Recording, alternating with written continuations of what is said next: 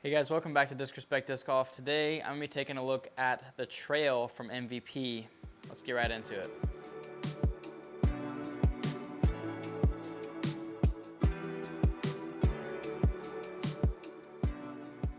Alright, so the Trail. This is one of the best releases that happened in 2024 for sure. And actually, funny story, the Trail is the first MVP disc that I have ever purchased. Kind of hard to believe that, but I've never been like a gyro person. Just kind of thought it looked weird with the dual colors. Kind of thought it felt weird. Just never really had much like brand appeal. A lot of like the brands and stuff that I'm gravitating to normally are, of course, based on the plastic and how it feels. Any disc golfer agrees with that. But also just even like the graphics, the fonts, just how it looks, and just how the company, markets itself is kind of a lot of what draws me to the disc. For example, obviously I'm sponsored by Goliath, and the way that our discs look and feel is awesome, and I love the names as well. Another example is Clash. I love all the food themes. I love the different fonts and all the Clash discs, and that just has somewhat of an appeal to me, and it just draws me to the disc. But for whatever reason, the MVP, sometimes they can have like a pink disc with like a blue rim, or like a red disc with a green rim. And some of the color combos are just kind of strange, and I just kind of decided off the bat like, I don't want to have anything to do with that. MVP, Streamline, Axiom. Never was a fan. Although one Christmas I did get, I think it was like an Insanity and a Wrath. I think they're both Axiom discs. Threw those for a little bit when I first started playing disc golf. After that, never really bought anything, and I didn't even buy those. Those were given to me for Christmas. But yeah, the Trail. Let's dive into this.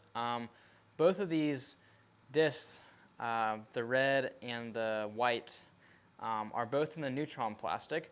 So if you kind of take a look at these, the white one is a little bit flatter, and then you'll see that the red one actually has a little bit more dome on it, which you'll see those stabilities kind of differ because of the dome. I think it's interesting that MVP has some domier discs now. Of course, that all started with the time lapse, being kind of like MVP's first 12 speed, and it was like the first time actually doing the gyro technology with having dome on their disc as well. And so now you can see that with other molds such as the Trail.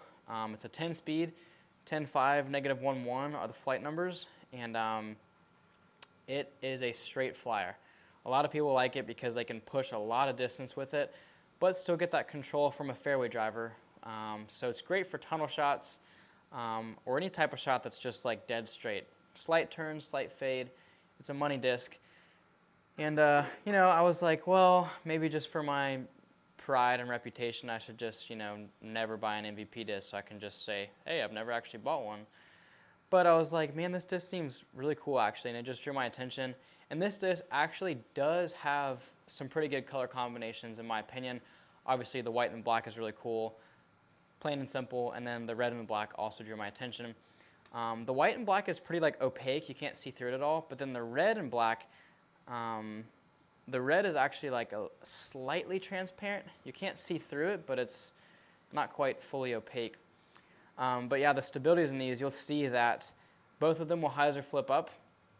I think that the dome from the red one will never really make it turn over, but it will kind of like give it more fade at the end. You'll see that the red one likes to kind of have an earlier fade to it, whereas the white one will push straighter for a while before it fades.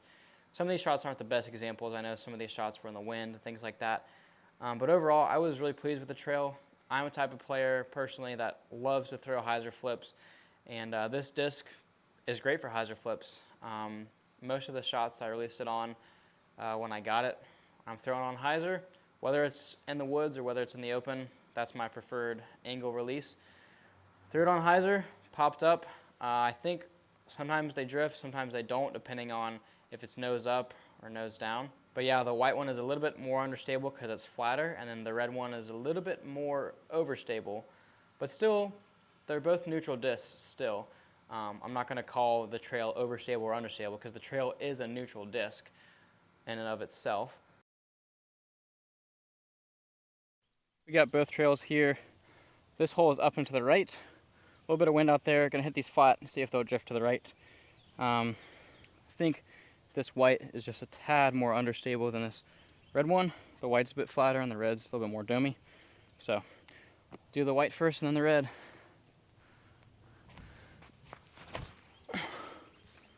Too much hyzer. Red. Try to get this one flatter. That's close to the basket. Sit. Really good disc overall. If I had to rate the trail from 1 to 10, maybe I should do MVP style and give it like a 0.5 somewhere because they love their 0.5s.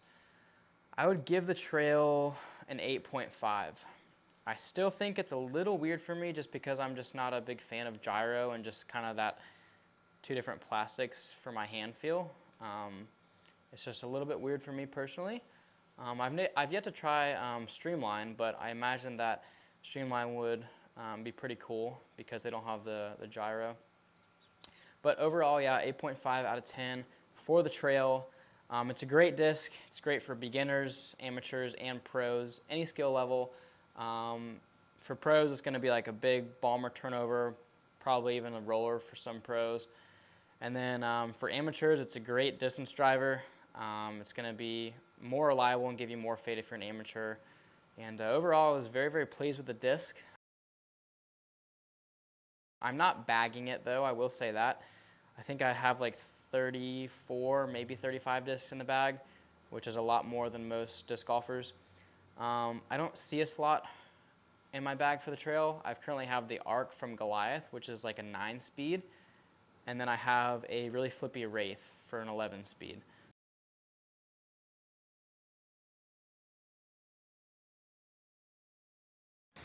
After that, we got my favorite disc in the bag. This is the Arc from Goliath. It's a 9-speed. I would say the current flight numbers are like 9.5, -3.1 or -3.2 because it's gotten really beat in, really flippy, and it's in this like gummy Oasis plastic. But this thing bombs. It goes just as far as my distance drivers. That's why it's my favorite. It's also controllable because it's only a 9-speed. Next up, we've got this Wraith. It might be like G-Star, I don't know. It's kind of gummy, and this thing just crushes. It's so good. I would describe it as like a little bit longer version of my Arc, but a little bit more stable because the Arc will sometimes burn over. Well, this is a little bit faster, 9-speed versus 11, so this one is going to have a little bit more stability at the end. So I don't really need to have that 10-speed slot in between those two. So I might be giving those away coming up when I get to my 2,000 subscriber giveaway. I might throw one of those trails in there because I've only thrown them for maybe like 2 rounds. Haven't hit a single tree. They're basically brand new, mint condition still.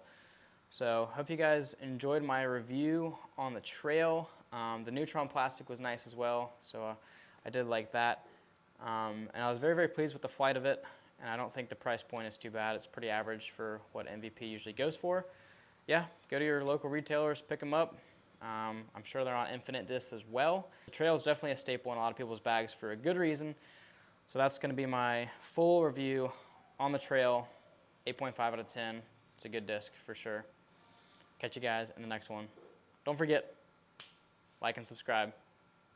Peace out.